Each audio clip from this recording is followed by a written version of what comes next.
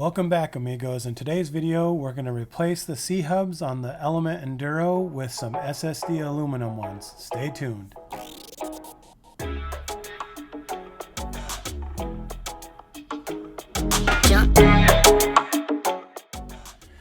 So having this much weight on a truck, an RC truck that's 10 scale, can actually wreak some havoc on the parts. So you need a lot more power and a lot more torque for steering, and that's what ended up happening. We broke the little steering link on the C-hub from Element. It's the plastic stock one with the Reefs 777 servo running off 3S.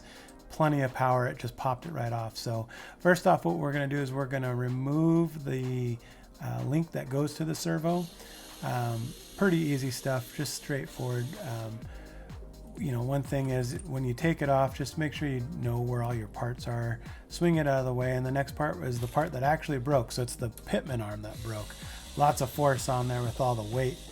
So we're taking that off. You could hear it crack loose. That's actually because I super glued it in on a trail just to keep it on. So the next thing is we're gonna pull off the C-hub that has the knuckles on it. The thing about these Element knuckles, or they're not the Element knuckles, but the screws that come with this they're actually pretty shallow, meaning the bit doesn't get very far in there. So be very careful when you remove it and when you tighten it back up. Sometimes you want to hand loosen it with your tool, and then you can back it out with the driver.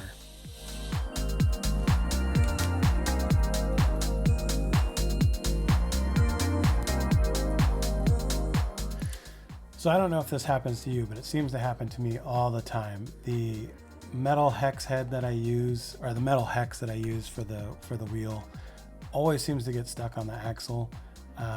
And so what I try to do is I try to use these side cutters, because there's just then enough to get underneath, and you can pry against the brass weights up there, and that'll get it to pop off. That way we can pull everything out and get the axle out, and we can replace it with the new C-hub.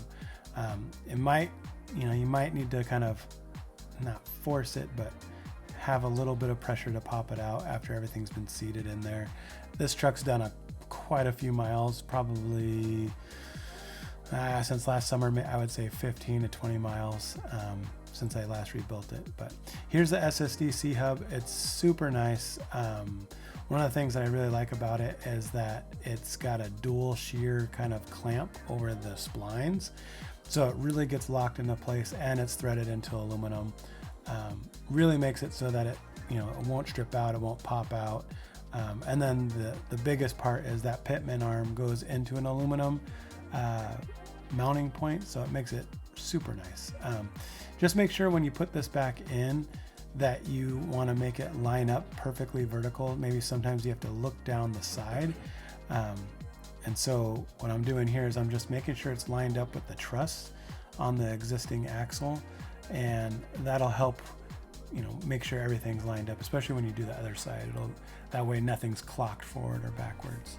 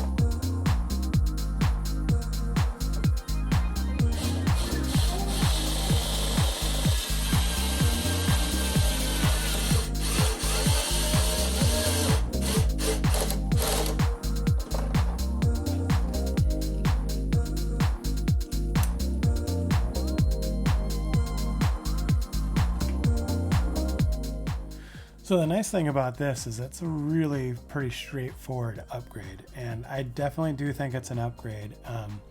Performance wise, it's not, I mean, it says it gives you a little bit more clearance for steering. I don't know that it gives you a whole lot performance, but it definitely really helps it out with durability.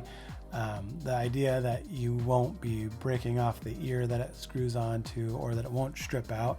I know that's a problem that I run into a lot, where that kind of clamp screw that goes to the bottom of the C-hub over time will strip out.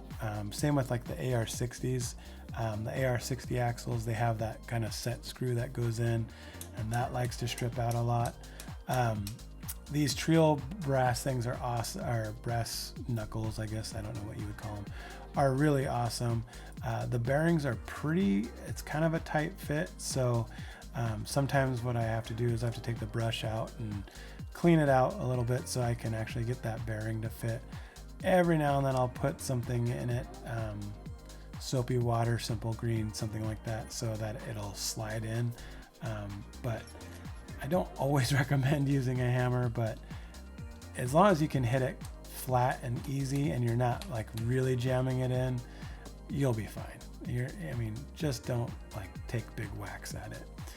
So putting this together is pretty straightforward. Just, basically replace what you took off, and it goes really easy. One thing that I would note is I'm torn on this. So on some people put the thread locker on the aluminum parts.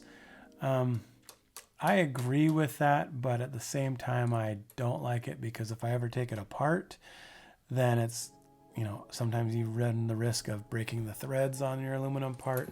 So generally I don't. Generally what I do is I put the screw just straight in, and then I just check them over time.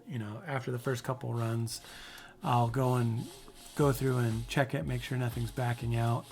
If I continually have a problem with it backing out, then yeah, I'll put some thread locker on there. And I guess the stuff I use is the Cow RC. It's blue. It seems to work pretty well, but it doesn't overly tighten, lock everything down or anything like that.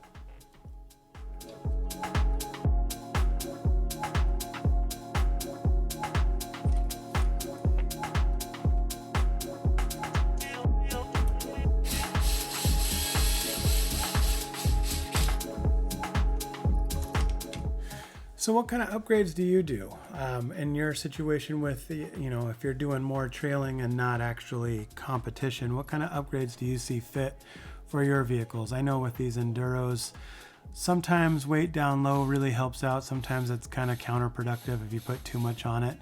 I'm sure you saw some of the big Vanquish brass hub extensions that I had on here. Basically, that's just to get the look, not necessarily the performance out of it, but with all the metal and the 3D printed body, we do get pretty top heavy, so I got to get some weight down below. What else do you kind of, I really like seeing these upgrades. I wonder what other people look for, and what is an easy one for them.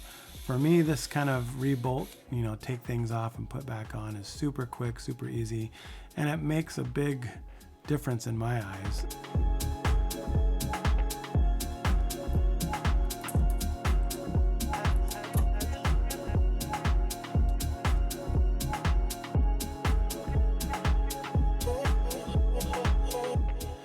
What's the next upgrade you're going to do?